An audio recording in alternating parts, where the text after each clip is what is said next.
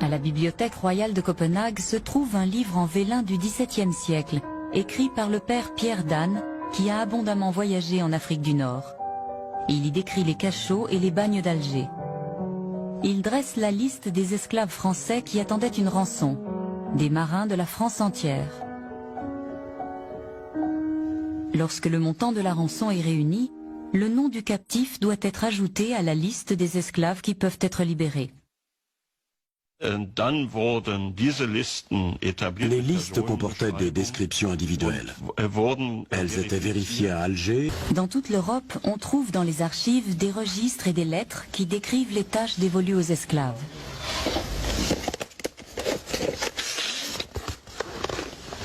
Voyons voir ces lettres. En voici une.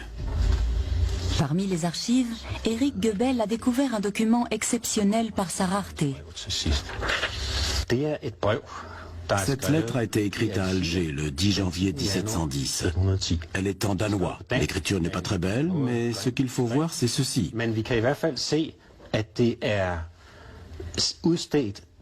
Cette lettre est pour mon père, Jens Hansen, capitaine à Røn, sur l'île de Bornholm.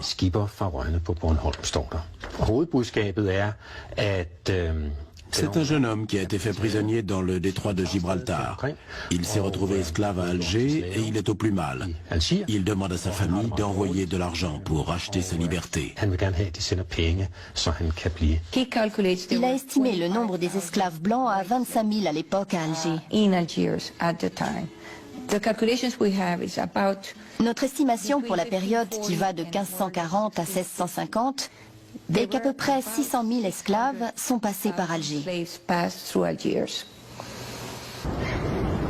Les archives royales danoises ont conservé plusieurs documents liés à ces accords.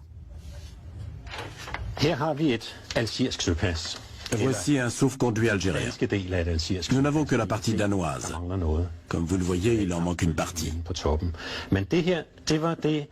C'est un document que le capitaine danois emportait avec lui.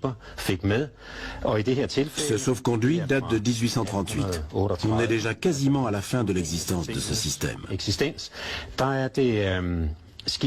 Le vaisseau concerné est le Magdalene, immatriculé à Copenhague.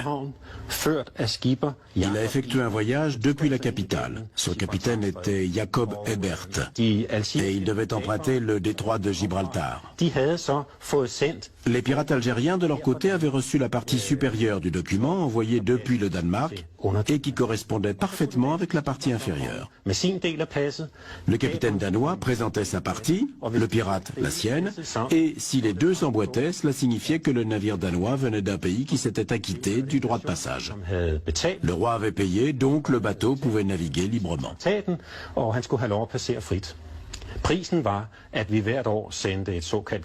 Le tribut annuel consistait en une cargaison de poudre et de boulets, de faucons d'Islande, de cornes de narval et d'autres produits du Nord. C'était de cette manière que le traité était scellé.